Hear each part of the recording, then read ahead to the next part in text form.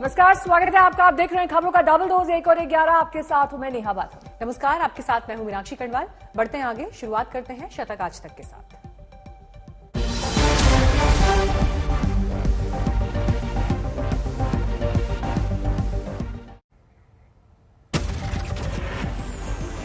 गढ़चिरौली में महाराष्ट्र की commando force की बड़ी कार्रवाई, एनकाउंटर में 13 नक्सली मारे गए।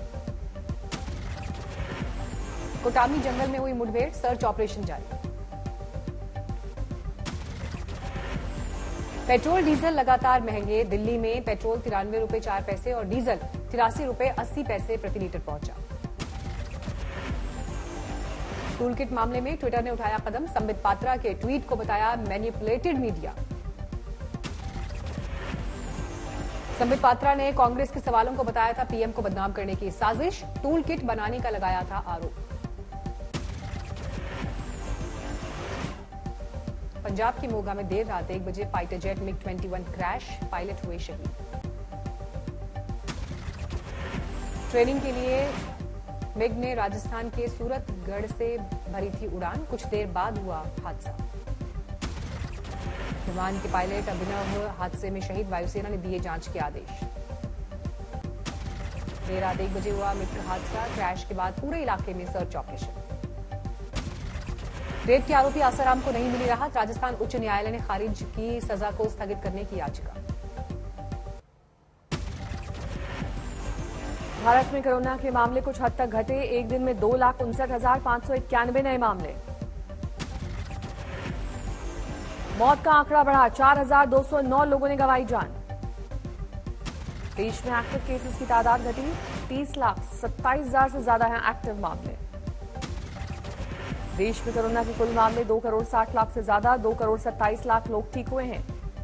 एक दिन में 14,82,000 लोगों को लगा टीका, वैक्सीनेशन का आंकड़ा 19 करोड़ 18 लाख के पार। देश में लगातार बढ़ रहे हैं ब्लैक फंगस के मामले, महाराष्ट्र में 2,000 के पार पहुंचे मामले। गुजरात में भी ब्लैक फंगस के करीब 900 केस, राजस्थान में आंकड़ा 700 के आसपास। असम में ब्लैक फंगस की पहली मौत, नगांव में 27 साल के युवक ने गंवाई जान। दिल्ली में ब्लैक फंगस पर सीएम केजरीवाल ने बुलाई अहम बैठक, इलाज के लिए एलएनजेपी, जीटीबी और राजीव गांधी अस्पताल में बनाए जाएंगे सेंटर्स। ब्लैक फंगस पर केजरीवाल का बड़ा बयान, कहा अगर जरूरत पड़ी तो दिल्ली में भी घोषित कर सकते हैं इसे महामारी। पंजाब में अमरिंदर सरकार ने ब्लैक फंगस को घोषित किया महामारी, जारी हुई अधिसूचना। 24 घंटे में दिल्ली में कोरोना के 3,231 नए मामले, 233 मरीजों ने तोड़ा दम। महाराष्ट्र में 30,000 से कम हुए नए मामले, 24 घंटे में 29,911 केस, 738 की गई जान, रिकवरी रेट 91% से ज्यादा। तमिलनाडु में 24 घंटे में देश में सबसे ज्यादा मामले, 35,579 नए केस, 297 की गई जान। राजस्थान में कोरोना मामलों में आई कमी, 24 घंटे में 7,680 नए मामले, 127 की गई जान। यूपी में भी कोरोना केस में आई कमी, 24 घंटे में 6,725 मामले, 238 मरीजों की मौत। केरल में एक दिन में 30,491 नए मामले, 128 लोगों ने गंवाई जान। देश में कोरोना की संक्रमण दर घटकर हुई 15.2%, स्वास्थ्य मंत्रालय ने दी जानकारी। 8 राज्यों में 1 लाख से कम एक्टिव केस, 19 राज्यों में 50,000 से भी कम सक्रिय मामले। आईसीएमआर ने जल्द टेस्ट, आइसोलेशन और इलाज को बताया पहली शर्त। आईसीएमआर के डीजी बलराम भार्गव ने कहा अब तक हो चुके हैं 20 करोड़ टेस्ट। खंडवा में लॉकडाउन नियम तोड़कर हो रही थी शादी, प्रशासन ने छापा मारकर रुकवाई, विधायक की भतीजी की थी शादी। एमपी में सिर्फ 10 लोगों के शादी में मौजूद रहने की इजाजत, खंडवा में थी भव्य शादी की तैयारी। सांगली में कोरोना के कहर की दर्दनाक दास्तान, 13 घंटे के भीतर माता पिता और बेटे की मौत।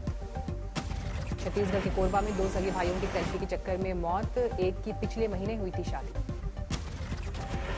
भारी बारिश से भरतपुर में कोविड सेंटर ढहा, मरीज नहीं थे लेकिन कोरोना की सारी दवाएं बर्बाद। पीएम को ममता ने लिखी चिट्ठी, राज्य के 20 लाख कर्मचारियों के लिए वैक्सीन डोज देने की मांग। गांव में टीकाकरण का यूपी सरकार का फैसला, कॉमन सर्विस सेंटर पर रजिस्ट्रेशन करा सकेंगे ग्रामीण। बुजुर्गों को घर में ही लग सकता है वैक्सीनेशन, बॉम्बे हाईकोर्ट में केंद्र का जवाब, अगर नेगवैक करेगा फैसला तो कुछ दिन में मिलेगी मंजूरी।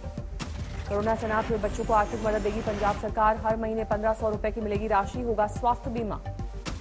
पंजाब के सीएम अमरिंदर सिंह का ऐलान, महामारी में अनाथ बच्चों को मिलेगी मुफ्त शिक्षा। टूल किट मामले में बीजेपी प्रवक्ता संबित पात्रा के खिलाफ दिल्ली में शिकायत दर्ज। युवा कांग्रेस ने फर्जी टूल किट और सांप्रदायिक तनाव फैलाने का लगाया आरोप।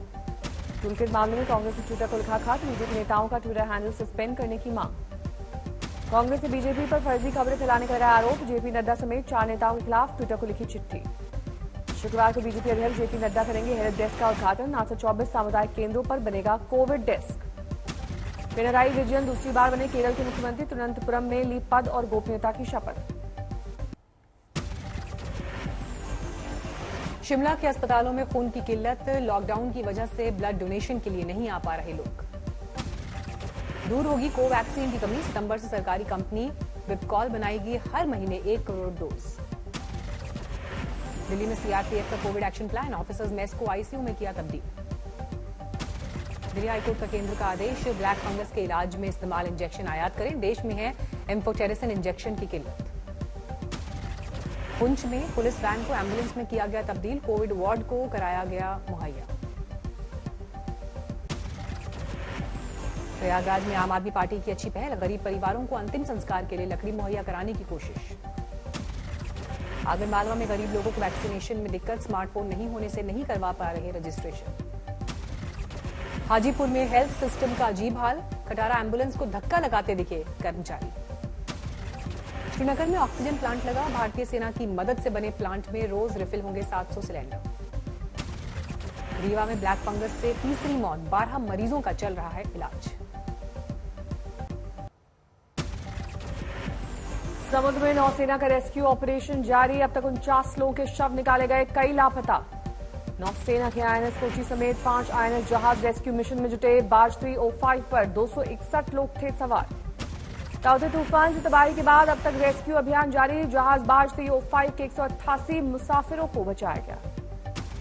बार्ज 302 के डूबने के मामले में बड़ा कदम, मुंबई पुलिस ने कैप्टन के खिलाफ केस दर्ज किया। कैप्टन अब तक लापता। लापरवाही से मौत का केस दर्ज, इंजीनियर ने की है शिकायत। तूफान की सूचना के बाद भी इंतजाम नहीं किए गए। दिल्ली एनसीआर में फिर मौसम ढीली करवट, सुबह से ही बारिश, फिलहाल रुकी हुई है बारिश। तेज हवा और घने बादलों के साथ हल्की बारिश की फुहार, पारे में आई गिरावट। मौसम विभाग दलील, पश्चिमी विक्षोभ अभी सक्रिय, दिन भर ऐसा ही रहेगा मौसम। दिल्ली में मई के महीने में बन चुका है कम पारे का रिकॉर्ड, इस महीने में अब तक गर्मी नहीं। कल भी दिल्ली में हुई थी जमकर बारिश, सफदरजंग में 124 मिलीमीटर बारिश दर्ज की गई। शामली में बारिश से गेहूं खराब, गेहूं खरीद केंद्र पर नहीं थे इंतजाम। हापुड़ में बारिश से भीगा सैकड़ों टन अनाज, मंडी में नहीं थे पूरे इंतजाम। किन्नौर में फिर बर्फबारी, पारे में जबरदस्त गिरावट। बागेश्वर में लगातार भारी बारिश जारी, 4 सड़कें मलबा आ जाने की वजह से बंद, 30 गांवों की बिजली गुल। मुरादाबाद में 2 दिन से बारिश, कई सड़कों पर पानी भरा।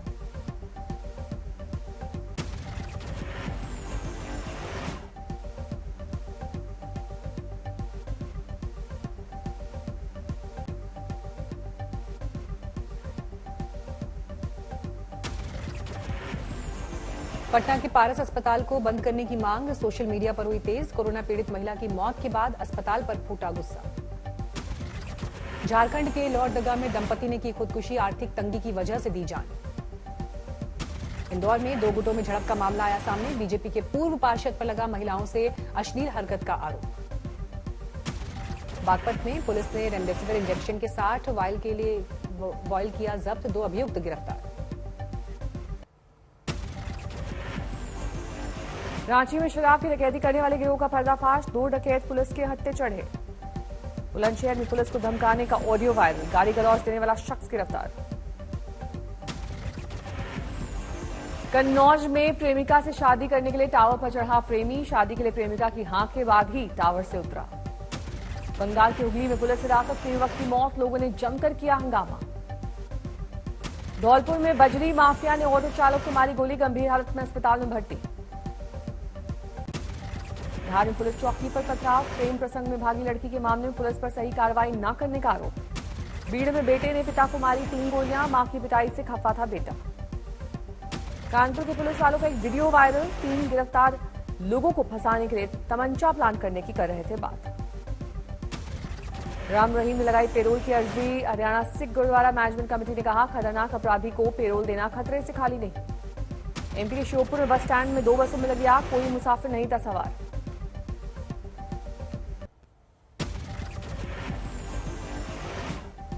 भूमि अधिग्रहण के विरोध के लिए चर्चित भट्टा परसौल में कोरोना का कहर, 4 की मौत। टेस्टिंग के नाम पर सिर्फ हो रही रस्म अदायगी। अल्मोड़ा में लोग टीका लगवाने से हिचके, कुछ लोगों को बुखार के बाद गांव वालों में टीके को लेकर पैदा हुई दहशत। पुणे के इंजीनियरिंग छात्र की अनूठी कामयाबी, रिसर्च के बाद डॉक्टर्स के लिए बनाया air cool PPE kit. Chanderi में लॉकडाउन के दौरान सख्ती पर भड़की महिला, एसडीएम पर फेंकी चप्पल। लॉकडाउन में चल रहा था सिलीगुड़ी का पब, छापे के बाद 14 गिरफ्तार।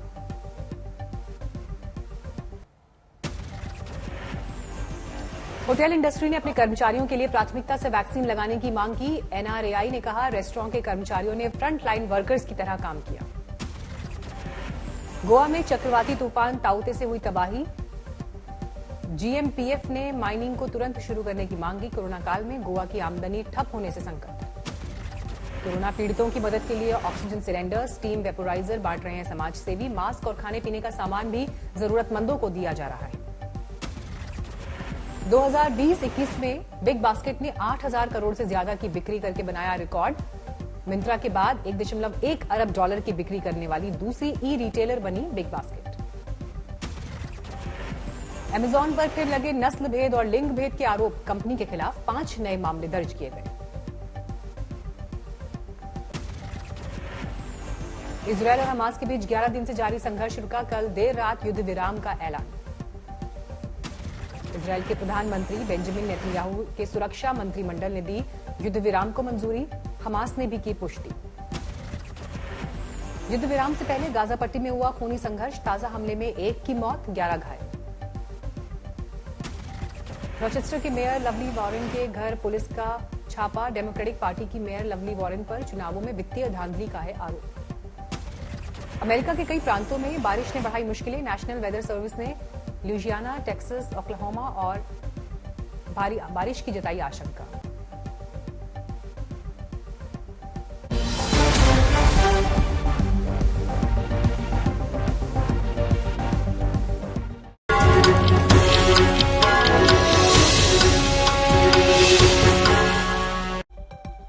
कांग्रेस पर सरकार को बदनाम करने के लिए टूल किट बनाने के आरोप पर बीजेपी प्रवक्ता संबित पात्रा की किरकिरी हो चुकी है। संबित पात्रा के ट्वीट पर दरअसल ट्विटर ने मैनिपुलेटेड मीडिया का लेबल लगा दिया है। संबित पात्रा ने कांग्रेस पर आरोप लगाते हुए 18 मई को जो ट्वीट किया था उस पर ट्विटर ने मैनिपुलेटेड मीडिया का लेबल लगा दिया है, यानी ऐसा ट्वीट जो तथ्यात्मक रूप से सही नहीं है बल्कि दूसरों को भी प्रभावित करने के मकसद से किया गया है। आपको बता दें कि संबित पात्रा ने 18 मई को कथित तौर पर कांग्रेस का टूल किट बताते हुए ट्वीट किया था, जिसमें लिखा था कि दोस्तों, महामारी के दौरान जरूरतमंदों की मदद में कांग्रेस टूल किट देखिए। मित्र पत्रकारों और प्रभावित करने समूह वालों की मदद से भावपूर्ण प्रयास की जगह छवि चमकाने की कोशिश ज्यादा की गई। आप खुद पढ़िए कांग्रेस का agenda, #Congress tool kit exposed. इसी तरह के ट्वीट बीजेपी के कई नेताओं ने किए थे। कांग्रेस ने इस तरह के किसी भी टूल किट से इनकार करते हुए बीजेपी अध्यक्ष जेपी नड्डा, केंद्रीय मंत्री स्मृति ईरानी, प्रवक्ता संबित पात्रा और बीएल संतोष का ट्विटर अकाउंट सस्पेंड करने की मांग की थी। इस मामले में रायपुर में छत्तीसगढ़ के पूर्व मुख्यमंत्री रमन सिंह और संबित पात्रा के खिलाफ एफआईआर भी दर्ज कर ली गई है। जाहिर है इस पर आज सियासी घमासान मचना तय है, क्योंकि इस मुद्दे पर कांग्रेस शुरू से ही आक्रामक रही है।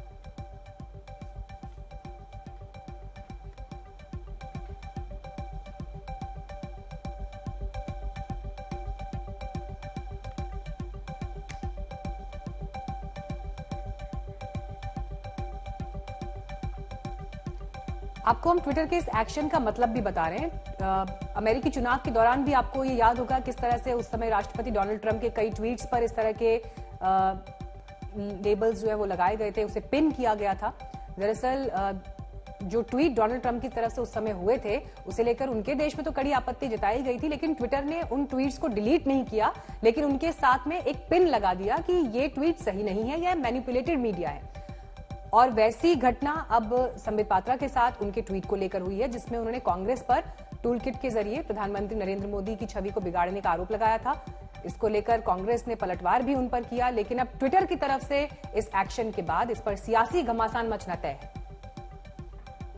कांग्रेस पार्टी का एक टूल किट चल रहा है कि किस प्रकार से ये जो महामारी है, ये जो कोरोना का पेंडेमिक है, उस पेंडेमिक में भी, उस विपत्ति में भी किस प्रकार राजनीति करनी है और किस प्रकार से भ्रम की स्थिति को उत्पन्न करते हुए कांग्रेस पार्टी अपने राजनीतिक मंसूबे को मजबूत करना चाहती है।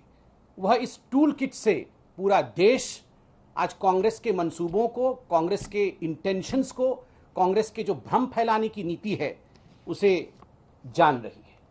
मैं कुछ विषय यहां आपके सामने रखूंगा और आप देशवासी खुद निर्णय लीजिए कि किस प्रकार से कांग्रेस देश को, हमारे देश के सरकार को और कहीं ना कहीं देश के करोड़ों लोग जो अच्छा काम कर रहे हैं उनको अपमानित और बदनाम करने की चेष्टा कर रहे हैं। कोरोना के केसेस में कमी आ रही है, लेकिन मरने वालों की तादाद बढ़ रही है।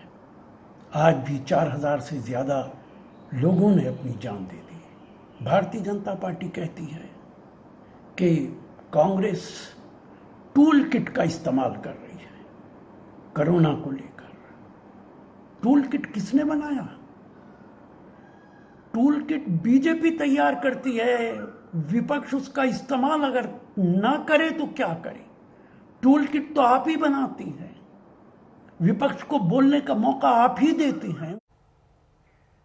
और ज्यादा जानकारी के साथ आनंद पटेल हमारे संवाददाता इस वक्त जुड़ गए हैं। आनंद, जाहिर तौर पर इस पूरे टूल किट मामले को कांग्रेस हल्के में नहीं लेने वाली है, आक्रामक रवैया अपना चुकी है। यहां पर कांग्रेस केसेस फाइल किए गए हैं, ट्विटर से अपील की गई है और जाहिर तौर पर जो बात पहले से ही कांग्रेस कहती आई कि डाइवर्जन टैक्टिक्स है, मुख्य मुद्दे से भटकाने की कोशिश है सरकार की। बिल्कुल, देखिए, कांग्रेस पार्टी शुरू से ये दलील दे रही थी कि ये जो दस्तावेज है जिसको संबित पात्रा ये बता रहे थे कि भारत को बदनाम करने की साजिश है कांग्रेस पार्टी की, ये दस्तावेज फर्जी है, मॉर्फ्ड है, इसमें जो कंटेंट्स हैं वो एडिट किए गए हैं। बेसिकली ये जो दस्तावेज था ये भारत सरकार का जो प्रोजेक्ट सेंट्रल विस्ता है उसको लेकर के तैयार किया गया था कांग्रेस के रिसर्च सेल की तरफ से, और यही सारी दलीलें कांग्रेस पार्टी की तरफ से ट्विटर को भी भेजी गई थी कैलिफोर्निया में, जिसके बाद ये कार्रवाई हुई है। और संबित पात्रा का जो ट्वीट है उस पर अब मैनिपुलेटेड मीडिया लिख के आ रहा है, यानी अब जब भी कोई उस ट्वीट को फॉरवर्ड करेगा या लाइक करेगा या रीट्वीट करना चाहेगा तो उससे पहले ये चेतावनी आएगी कि देखिए ये जो कंटेंट है इसमें ये मैनिपुलेटेड है, यानी इसमें जो बातें कही गई हैं वो गढ़ी हुई हैं, फर्जी हैं, झूठ है, और इसको आप आगे करने से पहले आप कई बार सोच लें। तो ये ट्विटर की पॉलिसी होती है, जब भी इस तरह का कोई कंटेंट उनको फ्लैग किया जाता है, उनको उनकी जानकारी में आता है तो वो इस तरह की कार्रवाई करते हैं अपनी जांच पड़ताल करने के बाद। तो आपके पास मैं लौट रही हूँ। हमारे साथ इस वक्त कांग्रेस पार्टी से पवन खेड़ा जी भी आ गए हैं। पवन खेड़ा जी, सीधे सीधे ट्विटर ने जो एक्शन लिया है, बीजेपी के राष्ट्रीय प्रवक्ता संबित पात्रा के ट्वीट को पिन कर दिया गया है, मैनिपुलेटेड मीडिया कहा गया है। जरूर बीजेपी और संबित पात्रा बैकफुट पर दिखाई देते हैं, लेकिन कांग्रेस पार्टी अब यहां से इस मामले को कैसे आगे लेकर जाएगी? देखिए, कोई ये हर्ष का विषय हमारे लिए नहीं है कि इस तरह का हुआ। हमारे लिए आज भी ये दुख का विषय है कि एक जो सत्ताधारी पार्टी है, जिसका आज के वक्त जो काम होना चाहिए वो करने की बजाय इस तरह की ओछी हरकतें कर रहे हैं, यह बात बड़ी चिंता की भी है और देश के लिए दुख की भी है। इसलिए हम जो कानूनी कार्रवाई है उसको आगे तक ले जाएंगे, ताकि ये बार बार जो दोहराया जाता है, दीज आर रिपीट ऑफेंडर्स, ये बार बार यही गलतियां करते हैं लोगों का ध्यान भटाने के लिए। हम वो ध्यान नहीं भटाने देंगे। हम कानून की शरण में गए हैं, हम इसको अमली जामा पहनाएंगे, जहां जो भी कानून के तहत संभव है वो हम करेंगे। तूफान ने पहले जहाज को शिकार बनाया, फिर देखते ही देखते 49 लोगों की जान चली गई। ये हादसा क्या टल सकता था, ये सवाल उठ रहा है, क्योंकि अलर्ट के बाद भी जहाज को सुरक्षित जगह नहीं भेजा गया।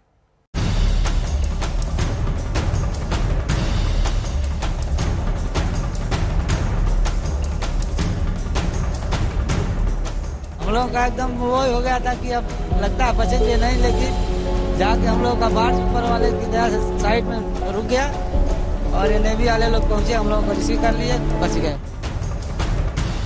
ये खौफ की तस्वीरें हैं, ये मौत को करीब से देखने के बाद का डर है। कुछ किस्मत वाले थे जो ताउते के कहर के बीच बच गए, लेकिन कई ऐसे भी थे जो समंदर के बीच में हुए जिंदगी और मौत के संघर्ष में हार गए। बार्ज P305 जहाज पर सवार इन लोगों ने करीब 48 घंटे तक खौफ का तांडव देखा। सर हम लोग 1GC का काम कर रहे थे, हम लोग HRD प्लेटफॉर्म पे आयनमैन पे हम लोग सर 24 घंटे तक थे उधर ही। 17 तारीख से सर हम लोग 18 तारीख का रिकवरी हम लोग हो गए सुबह के टाइम में।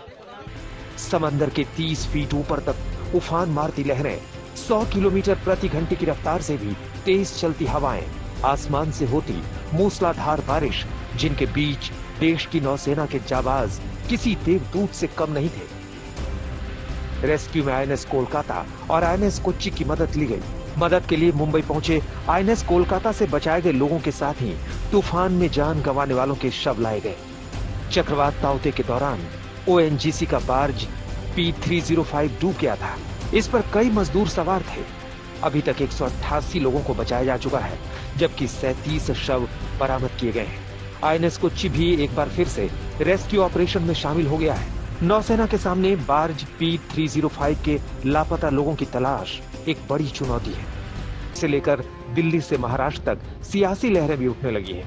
कांग्रेस नेता सचिन सावंत ने सीधे गैस पेट्रोलियम मंत्री धर्मेंद्र प्रधान का इस्तीफा मांगा है, तो नवाब मलिक भी केंद्र को घेर रहे हैं। ये स्पष्ट रूप से मानव जनित त्रासदी है, क्योंकि काफी पहले ताउते चक्रवात की चेतावनी दी गई थी। धर्मेंद्र प्रधान को नैतिक जिम्मेदारी लेते हुए इस्तीफा देना चाहिए। कोरोना महामारी के प्रबंधन में मोदी सरकार की लापरवाही से पहले ही लाखों मौतें हो चुकी हैं और अब भी वह वही रूप दिखा रही है। मोदी सरकार अपनी इतनी बड़ी गलतियों से कब सबक लेगी? Despite this alert by state and IMD, ONGC has neglected the alert. The 600 workers' life were in danger.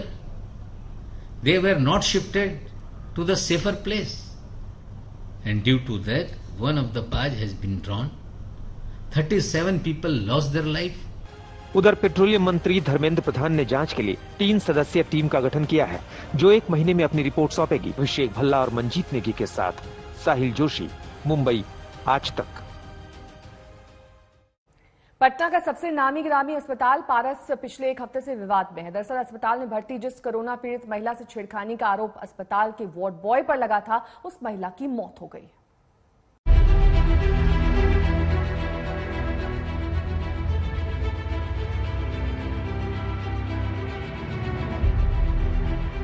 Patna के पारस अस्पताल में जिस कोरोना पीड़ित महिला के साथ बदसलूकी और छेड़खानी का आरोप लगा, उस महिला की मौत हो गई है, जिसके बाद पारस हॉस्पिटल को बंद करने की मांग सोशल मीडिया पर ट्रेंड कर रही है। और वजह है ये वीडियो। ठीक गलत काम किया है। मुंडी हिलाना, अगर हाँ नहीं तो ना, मुंडी हिलाना गलत काम किया है। क्या बजे रात को? हाँ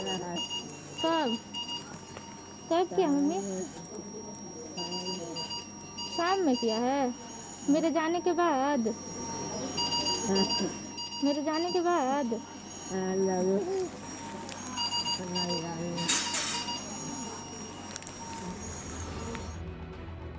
मृतक महिला को 15 मई को पारस अस्पताल में भर्ती करवाया गया था। वो आईसीयू में थी।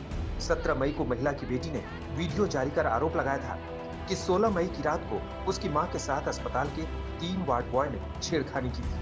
19 मई को महिला ने अस्पताल में दम तोड़ दिया।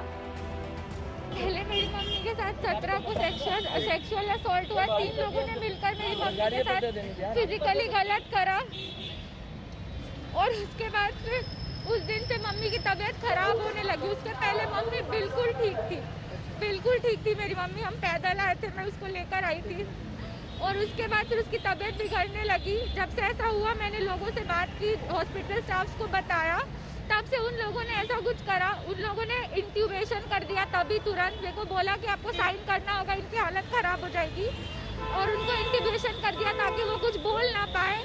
मर्डर केस चलना चाहिए और फिजिकल असॉल्ट का केस चलना चाहिए। प्रॉपर मर्डर है। पारस अस्पताल पर पहले भी लापरवाही के आरोप लगते रहे, लेकिन कोरोना पीड़ित महिला के साथ छेड़खानी के आरोप और उसकी मौत के बाद लोगों का गुस्सा फूट पड़ा है।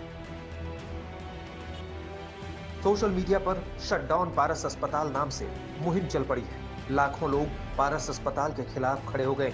मृतक महिला की बेटी की शिकायत और सोशल मीडिया पर मुहिम के बाद पुलिस ने केस दर्ज कर लिया है।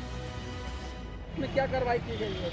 उन्होंने पेशेंट के अटेंडेंट या लड़की ने अपना एक लिखित बयान थाना को दिया है और उस थाने में लिखित बयान के आधार पर जो उचित कार्रवाई होगी वो होगी नियम कानून के अनुसार। वो नाम नहीं हॉस्पिटल को दिया, हॉस्पिटल के ऊपर लगाया आरोप, बाई नेम नहीं है।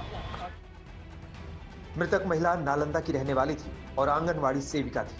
मृतक लड़की की बेटी का कहना है कि उसकी मां को गलत दवा देकर मारा गया है, लेकिन पारस अस्पताल के प्रबंधन ने सारे आरोपों को नकार दिया है। अस्पताल प्रशासन का कहना है कि इंटरनल इंक्वायरी में इस तरह की कोई घटना होने की कोई जानकारी नहीं मिली। उनकी बेटी ने ये शेयर किया वहाँ पे डॉक्टरों के साथ, आईसीयू इंचार्ज के साथ, कि उनके साथ कुछ दुर्व्यवहार हुआ है। इस पश्चात हम लोगों ने इंटरनल टीम बनाई। टीम ने वहाँ पे इन्वेस्टिगेशन किया और इन्वेस्टिगेशन में ऐसा कुछ पाया नहीं गया। जो भी इंक्वायरी थी सब कुछ किया गया। इसके बाद थाना प्रभारी शास्त्री नगर साहब भी यहाँ पे आए थे, उनकी भी जांच जारी है। प्रारंभिक जांच में अभी तक कुछ ऐसा निकल के नहीं आया। किन पर आरोप लगा है, कुछ पता चल पाया है? ये किसी स्पेसिफिकली वो कुछ नहीं बता पा रही। वो बता रही हैं 3 लोग थे, उसमें से कोई फल बेचता था, वो अभी काम करता है, ऐसा कुछ। पारस अस्पताल में महिला से छेड़खानी और फिर उसकी मौत के बाद सियासत तेज हो गई। जन अधिकार पार्टी के सुप्रीमो पप्पू यादव ने राज्य सरकार पर तंज कसते हुए पारस अस्पताल को बंद करने की मांग की है। साथ ही इस पूरे मामले की निष्पक्ष जांच की मांग भी उठने लगी है। सुजीत झा, पटना, आज तक। कोरोना की बात करेंगे, जिसकी लहर अभी थमी नहीं और ब्लैक फंगस का खतरा सामने आ चुका है। राज्यों से लगातार ब्लैक फंगस के नए मामले सामने आ रहे हैं। और देखिए, ये खतरा इतना बड़ा है कि 6 राज्य इसे महामारी घोषित कर चुके हैं। दिल्ली सरकार ने तो 3 अस्पताल ब्लैक फंगस के इलाज के लिए डेडिकेट कर दिए हैं।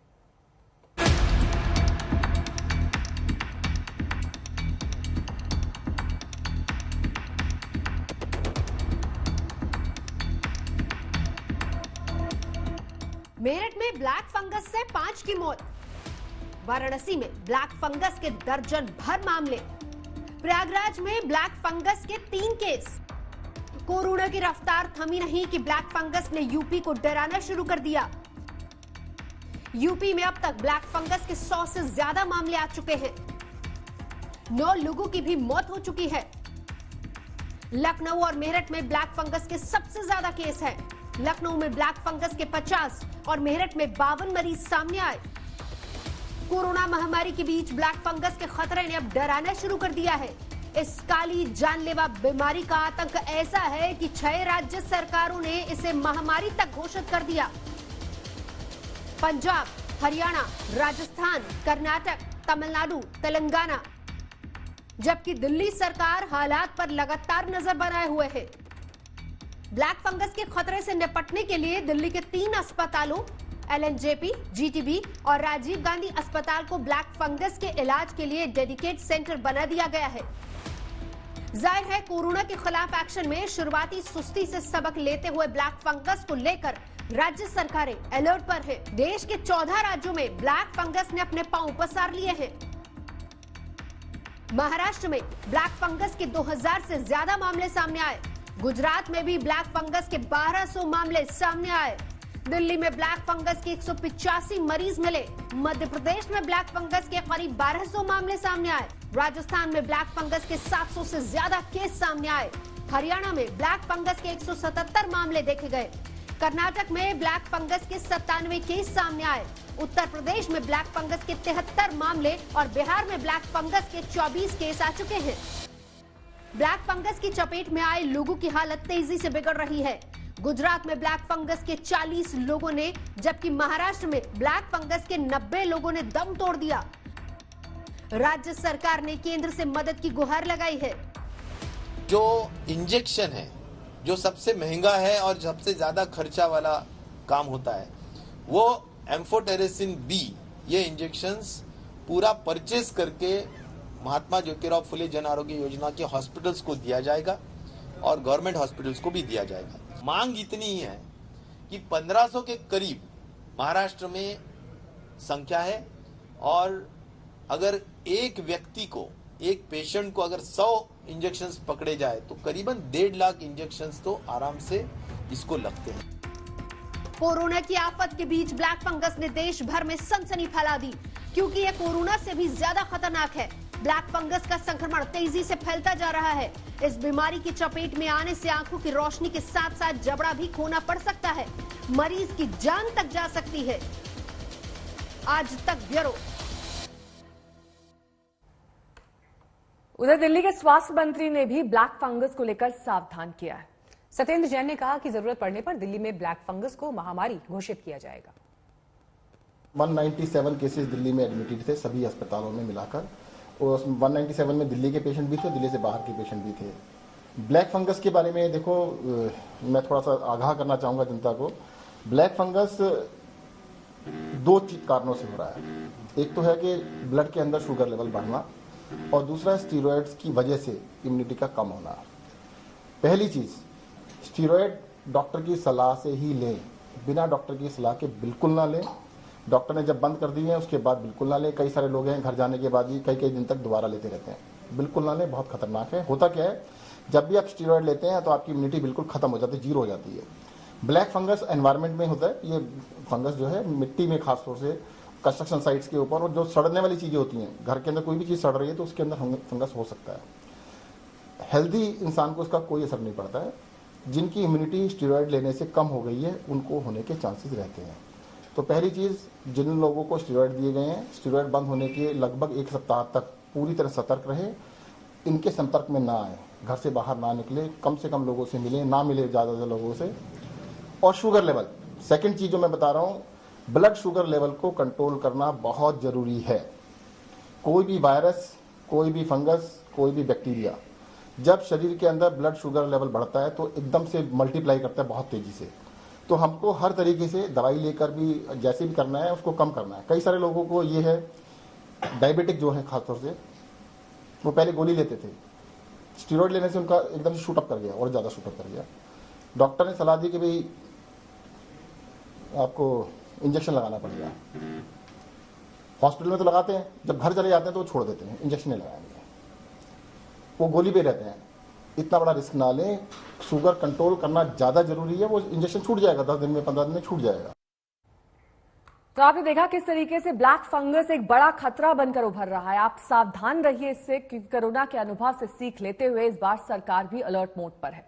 ब्लैक फंगस को 6 राज्य महामारी घोषित कर चुके हैं। देखिए क्या कह रहे हैं अलग अलग राज्यों के स्वास्थ्य मंत्री। ब्लैक फंगस के जो केसेस ज्यादा आ रहे हैं स्टेट के अंदर, तो हमने राजस्थान महामारी अधिनियम 2020 की धारा 3 और सपठित धारा 4 की उपधारा के अंतर्गत ब्लैक फंगस को भी संपूर्ण राजस्थान में महामारी तथा नोटिफाइबल डिजीज घोषित किया है और अधिसूचना जारी की है उसकी। ब्लैक फंगस की शिकायतें पूरे राजस्थान से आ रही है, और जयपुर में हमने एक यूनिट म्यूकोमाइकोसिस की SMS हॉस्पिटल में शुरू की है। करीब 50-60 मरीज यहाँ भी भर्ती हैं। उनकी दवाओं की प्रिक्योरमेंट के लिए भी सरकार प्रयत्नशील है।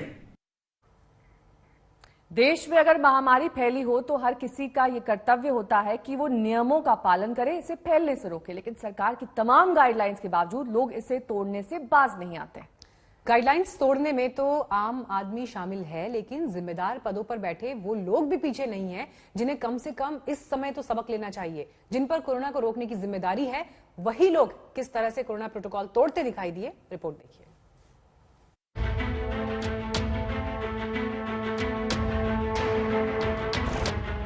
शामियाना सजा था, दूल्हे के लिए घोड़ी भी तैयार थी, बैंड बाजे की आवाज भी आप सुन सकते हैं।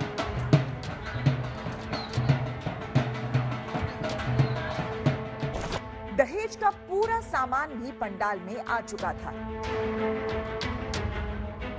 लेकिन धूमधाम के साथ बारात पहुंची। इससे पहले दल बल के साथ पहुंच गई खंडवा की SDM ममता खेड़े। जरूरी है शादी के लिए, वो सिर्फ शादी करके माफी मेहमान को हाथ जोड़ के रवाना। यदि घर में मेहमान है तो उनको उनसे माफी मांगेंगे और रवाना कर दीजिए।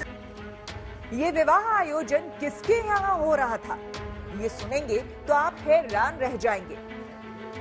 ये शादी थी स्थानीय बीजेपी विधायक देवेंद्र वर्मा की भतीजी की। ऐसे में कल जैसे ही टेंट तने और तैयारियां शुरू हुई, स्थानीय प्रशासन के सामने धर्म संकट खड़ा हो गया। लेकिन मीडिया में मामला तूल ना पकड़े, इसे देखते हुए प्रशासन शादी रुकवाने पहुंच गया। अपन लोग सब पढ़े लिखे लोग हैं, नियम कानून जानते हैं। सीएम साहब हर हफ्ते ये बात बोल रहे थे।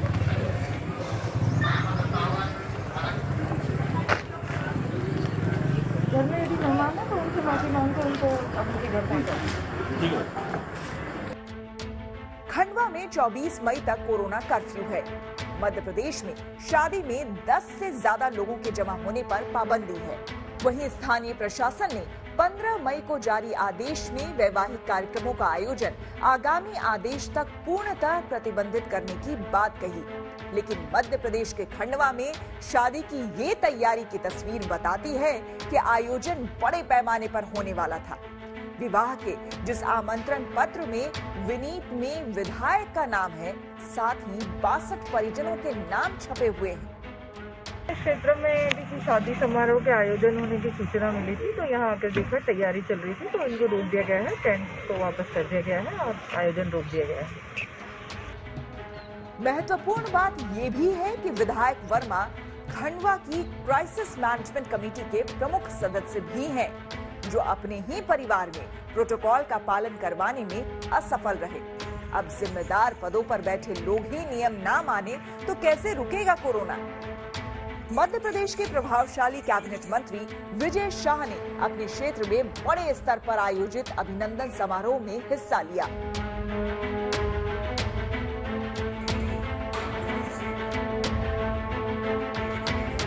विजय शाह खंडवा और बुरहानपुर जिले के कोविड प्रभारी हैं। उन्हें ऐसे आयोजन को रोकने की जिम्मेदारी थी, लेकिन वो खुद ऐसे आयोजन में शामिल हुए। वीडियो देखिए, कलेक्टर से एसडीएम तक जिले के तमाम बड़े लोग यहाँ पर नजर आ रहे हैं। सवाल ये है कि जहां कोरोना संक्रमण रोकने के लिए प्रशासन 5 लोगों को भी एक साथ इकट्ठा होने से रोकने के नियम कठोर कर रहा है, वहां ऐसे आयोजन को अनुमति कैसे दे दी जाती है।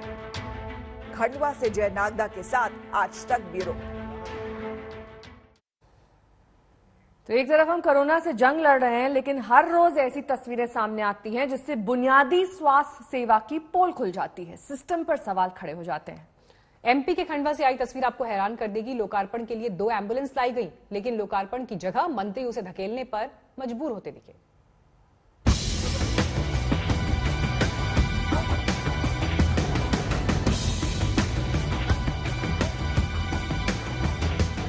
बात करो नहीं चाहिए, हमारी बात नई गाड़ी की हुई है। अब खुद के लिए नई गाड़ी की हुई है, नई गाड़ी क्यों नहीं भेज रहे? आपको बताना चाहिए मेरे को पहले। शिवराज के राज्य मध्य प्रदेश के खंडवा में कोविड के खिलाफ जंग कुछ इस तरीके से लड़ी जा रही है।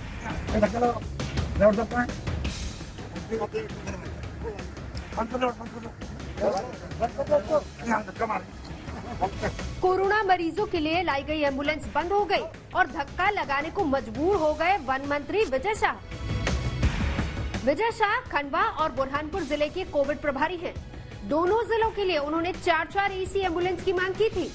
मंत्री जी को बताया गया कि आप 4 एम्बुलेंस किराए पर ले लीजिए और 2 सरकार की तरफ से आपको भेज दी जाएंगी। लेकिन जब एम्बुलेंस आई तो मंत्री जी का मूड खराब हो गया। नई एसी एम्बुलेंस का वायदा किया था और मिली खटारा एम्बुलेंस। बात करो नहीं चाहिए, हमारी बात नई गाड़ी की हुई है। अब खुद के लिए नई गाड़ी की हुई है, नई गाड़ी क्यों नहीं भेज रहे? आपको बताना चाहिए मेरे को पहले।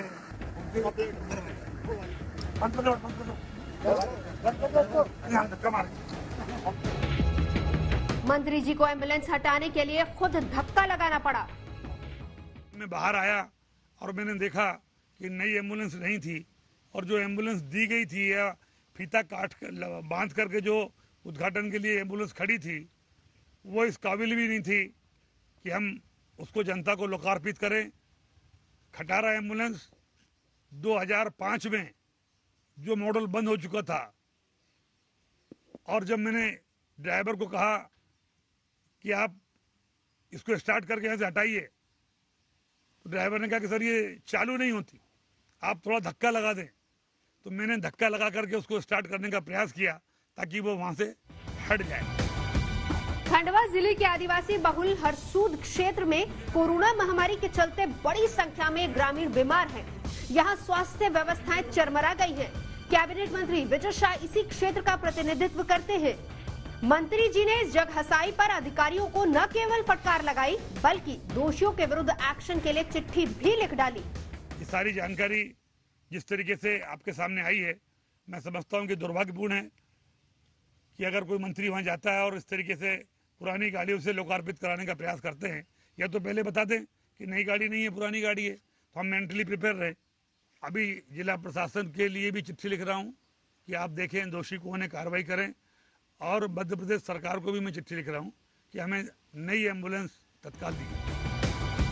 देश कोरोना महामारी से बड़ी जंग लड़ रहा है। हम रिकॉर्ड समय में वैक्सीन और इस वायरस से लड़ने के तमाम मेडिकल सामान बनाने में कामयाब रहे हैं, लेकिन स्वास्थ्य सुविधा की बुनियादी जरूरतों के मोर्चे पर अभी भी हालात खराब हैं।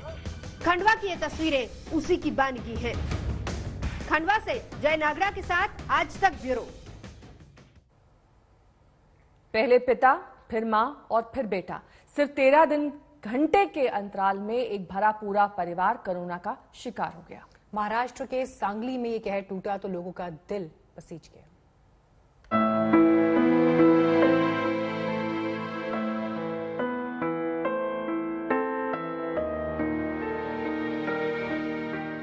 कहते हैं कि खुशियों को नजर लग जाती है, लेकिन सांगली के इस परिवार को तो कोरोना की ऐसी नजर लगी कि आज यहाँ सिर्फ गम मातम बचा है। परिवार के वो दिन काल के गाल में समा चुके हैं और ये घर, आंगन, परिवार, रिश्तेदार सब अपनों की याद में तड़प रहे हैं।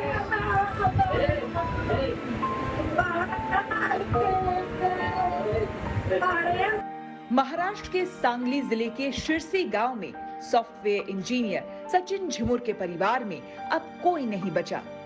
सिर्फ 13 घंटे के वक्त के छोटे से दायरे में एक एक करके परिवार के सारे लोगों को कोरोना ने छीन लिया।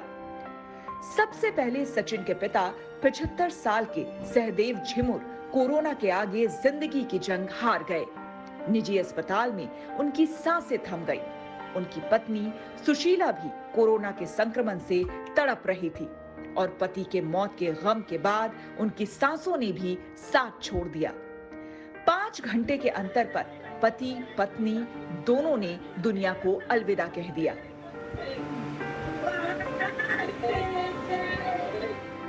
माता पिता की देखभाल कर रहे बेटे सचिन के जिस्म में भी इस वक्त तक कोरोना वायरस दाखिल हो चुका था और माता पिता को खोने के चंद घंटों बाद बेटा भी कोरोना के सामने जंग हार गया। माता पिता और पुत्र तीनों 13 घंटे के अंदर इस दुनिया से रुखसत हो गए। जिंदगी की सांसें किसी लम्हे की कैद में नहीं होती। मौत किसी का इंतजार नहीं करती। सांगली में चंद घंटे में पूरे परिवार का यूं चले जाना शोक और सब्र का वो इम्तिहान है जो अभी बाकी है। आज तक ब्यूरो।